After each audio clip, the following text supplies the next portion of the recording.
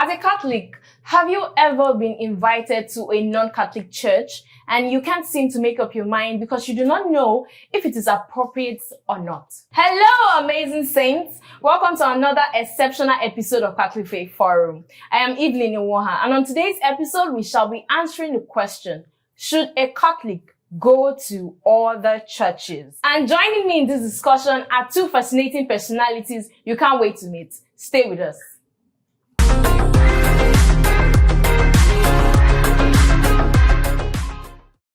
Welcome back, Saints. This is Catholic Faith Forum. I am Evelyn. Our topic of discussion today is, should a Catholic go to other churches? It's my utmost pleasure to introduce to you my exceptional guests in persons of FriarJay and Marianne, my co-host. Thank you very much. I feel like I was put in the middle here so that there could be crossfire or something. No, yes, Okay. Not at all, not at all. All right, then. All right. You're very much welcome. And Thank you. you know Thank you what very it is much. now? Should the Catholic do what? Go to other churches. I will first want to start this conversation with asking a very personal question. Have you visited a non-Catholic church before? Ladies first. Well, yes, I have once, and to be quite frank, the memory is very blurry right now. Okay. I think it was when I was in school. I can't really say, but I think so, because I think the person who took me there was somebody that I met in the university. So it was most likely when I was in school. Okay. So they were doing, I do not even know what they were doing, but we went there. We went there that day, and I think we got there late or something. So Okay. the pastor was just preaching, and maybe later they did, they always, I feel like they always like to do praise and worship. That's the one that they record. Yeah. My friends record. Yeah. So, that's it. I think follow make me go there that day, Sha. You get. Okay. And another time was last year. I went for a wedding. Okay. Yeah. My friend's wedding in Benin. So it was a Pentecostal church. Wow. Padre, what about you? My most recent memory of going to a church, because I was never really used to it. I never had any reason to go to any other church Okay. for any reasons. My most recent reason was my brother's wedding. That was Okay. last year. Yeah. And it was in an Anglican church. I remembered when the IV came out and I posted it on social media, I got tons of calls. Father, why is your brother going to another church? Why is the wedding held in another church? Why? Like, he has dispensation to have the wedding in the ladies' church, because the ladies' family said that is the only honor they want us to do them. Oh. Initially, it was going to be, do that, then we'll come back to the Catholic Church and have your marriage blessed. But then the Archbishop in the Archdiocese there granted a dispensation for his parish priest to witness to the wedding in the ladies' church, because there is some understanding that weddings and the weddings held there are close in terms of the content of the content of the liturgy. Okay. But I went late. I went very late. On purpose, or it just happened? It was both on purpose and unplanned, because first of all, I told my siblings, let's go. I was open to the idea of going. Okay. And they're like, nah, we're not going. Okay. They're like, let's go. They're, of course, in my house we speak pidgin. Like, the mass go, their service go long. So I just said, all right, whenever the car arrives, we'll go. So somehow they called the driver who was supposed to pick us and say, take your time, whenever you're ready, you come and pick us. Wow. So by the time we arrived, they had finished the rites of, they actually start with the consent, and then they go into long readings. I think about 6 or so readings. Then there are psalms and then prayers before they now do the signing of the certificate and all of that. And I think one of the things that dissuades me from going to another church, whether for an occasion or anything, is what do I do there? And when I say what do I do, when I come to the church, what should I do? Even when I went into that church, I was asking myself, should I genuflect? Should I bow? I bowed. But then I was looking, there was nothing that looked like an altar. It just looked like a big hall with the choir on one side and then people on the other side. So the awkwardness of it is what basically Exactly. that is what takes me off. And then of course it doesn't help now that I'm a clergy. It will now become another news. Of course. Father went to another people's church. So. The awkwardness is something else. There was a time I actually went to another church. That was sometime last year in December. There was a Christmas, I won't say party, but a Christmas program. And, there will be a lot of singing and music artists and everything. So my friends were all over it. So I felt like, let me try this thing once. And I had a very wonderful time, but it didn't feel like, you understand, as a Catholic, there's always a difference between when you're used to something and there's a sudden change, that awkwardness is always there. So, but Padre, I would like to ask, Marianne, it's also to you, is it okay? Is it appropriate for a Catholic to go to a non-Catholic church? The question is why? And the other question is when. So why? Is it to worship as a replacement for your own Catholic liturgical activity, or is it just for the sake of it, or because it's an occasion that requires you to go? Yeah. Then the other question is when. On a Sunday, and you say, okay, I want to go there basically because I was invited for a program or something, you should attend Mass. It's not a replacement for the liturgy of the Mass, because the Mass is the highest form of prayer that the Catholic can say. And then the first of the commandments of the church is attendance of the whole of the Mass and resting from several work on Sunday, the day of the Lord. So if there is any day that you shouldn't miss Mass, it's a Sunday. Yeah. So yes, in the spirit of ecumenism, meaning solidarity with other Christians of other faith tradition, you can attend their services after attending your own Mass. On Sunday, you could visit for purpose. Maybe a friend is celebrating something, a birthday, a child dedication, what they call child dedication in their own churches. We call it Thanksgiving in our own church. And the occasion of an anniversary or something. But that is after you would have attended Mass. And I always tell people, go after you've attended Mass so that your mind does not record the fact that I think I went to church today. And then suddenly you are lethargic towards going for Mass. So attend Mass, receive communion, then you can go fellowship with them as a way of solidarity and Christian charity. All right, so let's take a break. Let's find out who the saint of the week is. Stay with us.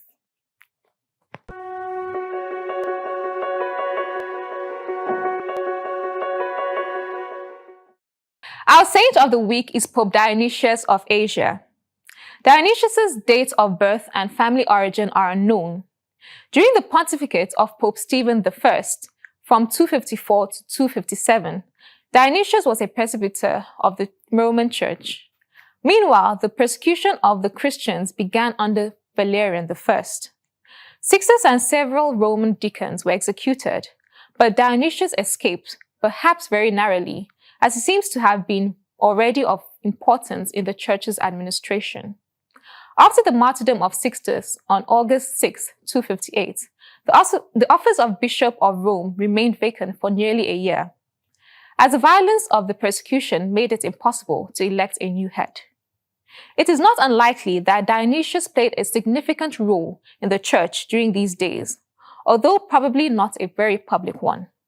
It was not until the persecution had begun to subside as a result of Valerian being distracted with the military campaign in the east against the Persians, that Dionysius was raised to the office of Bishop of Rome on July 22, 259. After Valerian was defeated in the Battle of Edessa and taken prisoner by the Persians, his son and co-emperor Gallienus issued an edict of toleration, thus bringing the persecution to an end. The new policy also gave the Christian church a legal existence. Thus, in the early days of Dionysius' papacy, the Roman Church came again into possession of its houses of worship, its cemeteries, with the precious tombs of the martyrs and other properties. During his episcopacy, Dionysius labored to bring the administration of the church once more into good order. The Liber Pontificalis speaks of him assigning presbyters to care for various church parishes and cemeteries, and of his reorganizing the episcopal boundaries of the metropolitan area of Rome. Early on in his papacy, however, a new controversy arose regarding the definition of the Trinity. Bishop Dionysius of Alexandria, in writing against Sabellianism, expressed the opinion that the Son is something made and distinct in substance from the Father, even as is a shipbuilder from a ship. As a result, an accusation of heresy was made against him and laid before the Pope, who called a synod at Rome for the settlement of the matter. Dionysius issued in his own name and that of the council an important doctrinal letter in which the Catholic doctrine of the Trinity began to take clearer form. The statement condemned the modalistic doctrine of Sabellianism and further rejected those who represented Christ as a created being. However, the Pope stopped short of criticizing the venerable Alexandrian bishop by name, sending him a letter calling on him to explain his views. Here, Alexandrian protests that he had been misunderstood and declares that Christ is co-eternal with the Father. Rather than insisting on his previous statement, he even agrees to using the word consubstantial to emphasize the unity of the Father and the Son. Following the ancient practice of the Roman Church, Dionysius also extended his care to the faithful of distant lands. When the Christians of Cappadocia, that is modern Turkey, were in great distress from the attack and invasion of the Goths, the Pope sent a letter to the Church of Caesarea, together with a large sum of money for the redemption of enslaved Christians. Unlike most early popes, there is virtually no tradition of Dionysius being a martyr.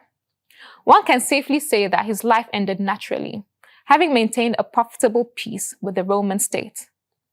After his death, the body of Dionysius was buried in the papal crypt in the catacomb of Calixtus. In art, Pope Dionysius is portrayed in papal vestments along with a book. He should not be confused with several other saints or bishops named Dionysius or Denis. His feast day is celebrated on December 26th. And so we say, Pope Dionysius of Asia, pray for us. Welcome back, Saints. If you're joining us for the first time, our discussion is still centered on, should a Catholic go to other churches? And just before the break, Padre and Marianne were making us to understand that it is important to know when and why you are going to other churches. Padre, I want you to shed more light on the fact that some people have found themselves in certain situations where they are under pressure. They are pressurized to go to other churches. Okay, for instance, in a student setting, in a school setting, you find yourself with 2 or 3 roommates that are not Catholics, and they're going for a fellowship, and maybe you're just on your own bed relaxing, and they'll be like, won't you come along?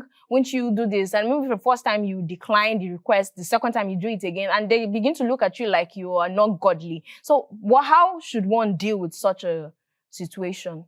Those are real situations that can happen. I remembered in secondary school, I went to a private secondary school, so religion was encouraged, but then the school did not make it mandatory. So okay. There was the FCS, the Fellowship of Christian Students, and then there was the an equivalent for the Muslims as well. Yeah. And I remember, of course, one interesting thing about school is that people know who you are. They know who you are. So, yeah. And I know some of my friends were like, come to fellowship. I'm like, which kind of fellowship? Oh, it's a fellowship of other Christians. I said, no, I don't recognize that. That's not part of my faith.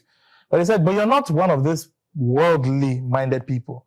So why don't you want to join us? So for them, to their mind, you belong to it's either you're night or day. It's either you're a wizard or a child of God or something like that. Yeah. So for me, it was almost like, for them, they couldn't understand my saying, I don't believe in your way of worship. Or I don't want to fellowship in this way.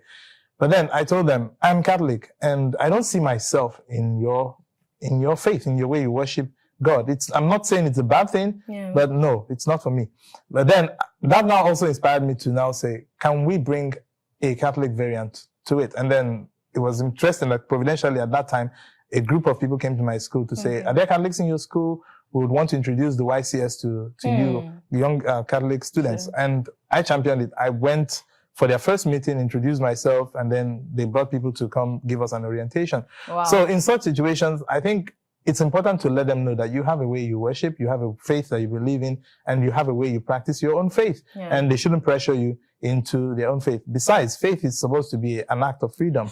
Okay. And that's why even in the Catholic Church, it is encouraged that people go to Mass, but you can't force it down people's throat, because once they start feeling that sense of compulsion, they begin to resent it and they want to rebel just for the sake of rebelling. Yeah. And that's not always a good thing. So encourage people. Have you gone to Mass today?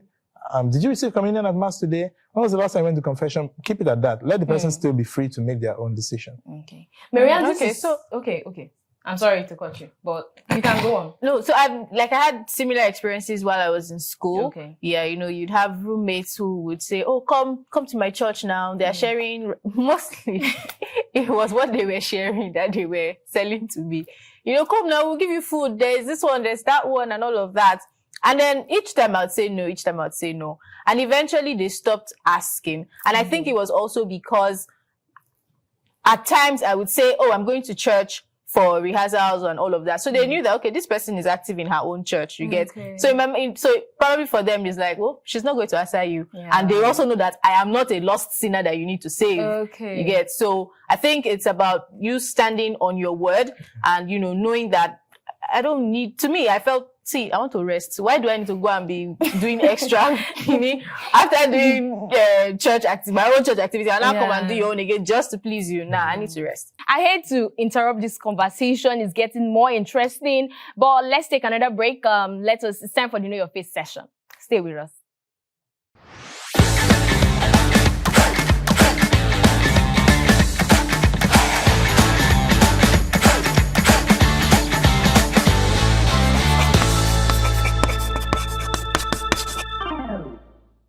Hi guys, welcome to an enlightening episode of Know Your Faith. As you know, my name is Jeffrey and I'm your host.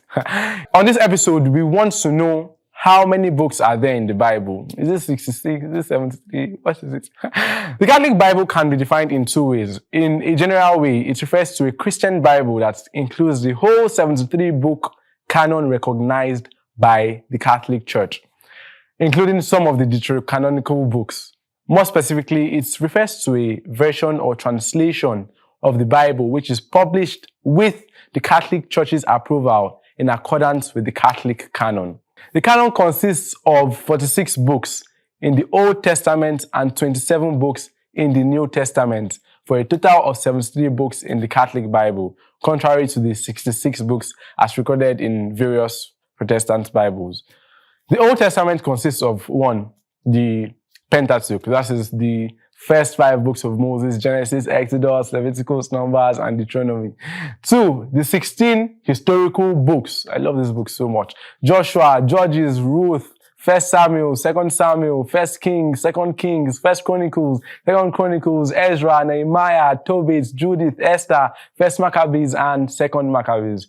3, it consists of the 7 poetic books. That is Job, Psalm, Proverbs, Ecclesiastes, Song of Songs, Wisdom of Solomon, and Sirach. 4, it also consists of the 18 prophetic books. That is Isaiah, Jeremiah, Lamentations, Baruch, Ezekiel, Daniel, Hosea, Joel, Amos, Obadiah, Jonah, Micah, Nahum, Habakkuk, Zephaniah, Haggai, Zechariah, Malachi. Everything just is right. Now, the New Testament is broken into 1, the 4 gospel books. That's like the opening part. That is Matthew, Mark, Luke, and John. 2, it also consists of the historical book. That is the Acts of the Apostle. 3, it consists of the 13 Pauline epistles. Oh my guy.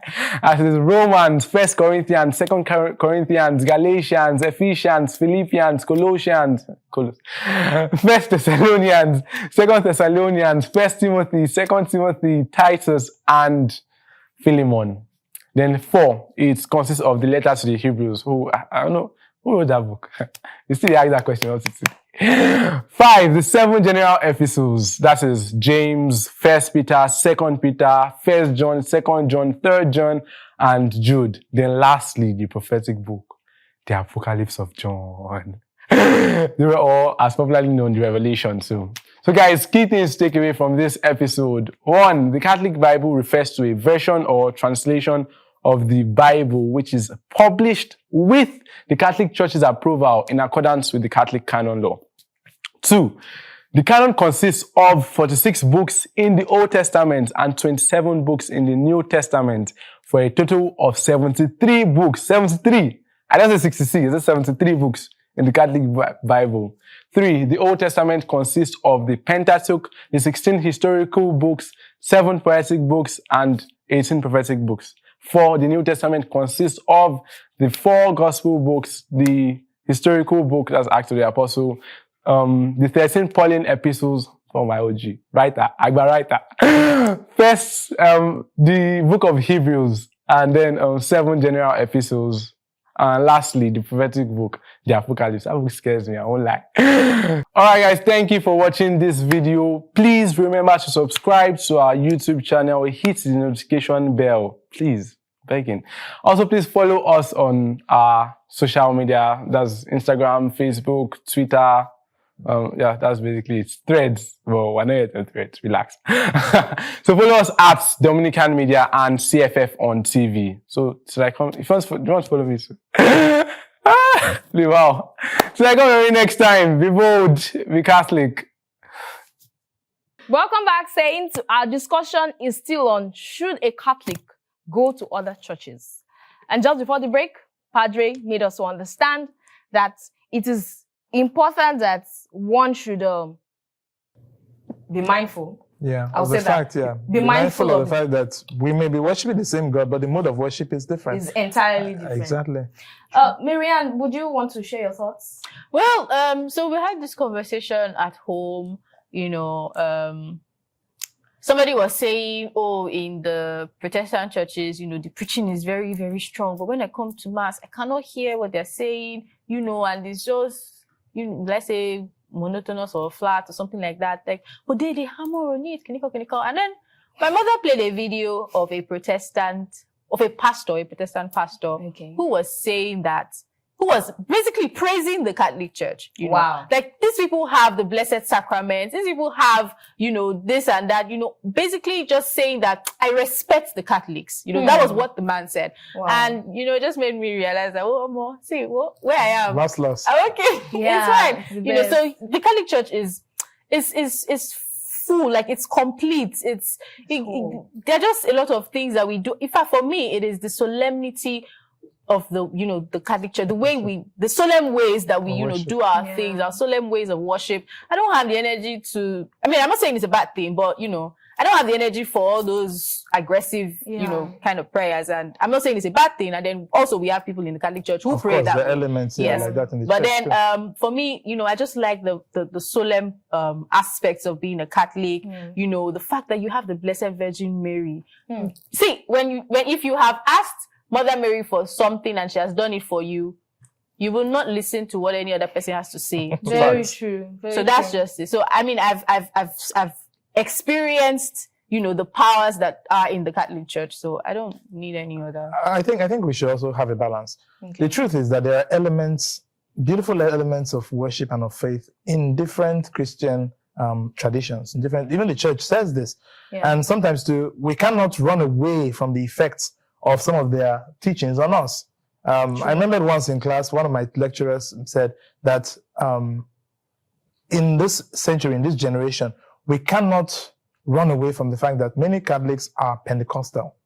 Because we sing their liturgy, we have their influence on us. The influence of their music, the influence of the way they worship, the influence of their energy on us.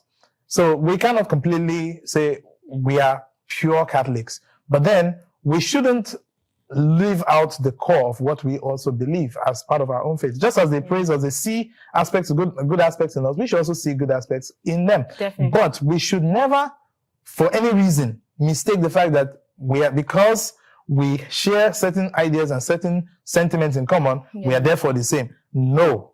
No. And even when the church admits a non-Catholic into the church, either for worship or for the sacraments, we will still remind them that there are certain limitations. Even when you can come forward to worship with us, kneel, stand up, listen to the Gospels, you cannot come forward to receive communion because you have to believe in what you are receiving. True. That's where we draw the line. Yeah. So the same way too, when we go to their own worship too, a lot of I've heard Catholics who go to some other churches and they go and say they receive communion. Receive what? What are you receiving? What do you think you're receiving? So one has to be careful of without meaning to insult anyone, contamination of your faith. And this is not even just about going physically to be present. There are a lot of Catholics who consume Pentecostal or non-Catholic content through whether you're saying Monday prayer or something prayer online. Very true. All those funny things. you don't know what you are receiving. You don't know what you are connecting yourself to.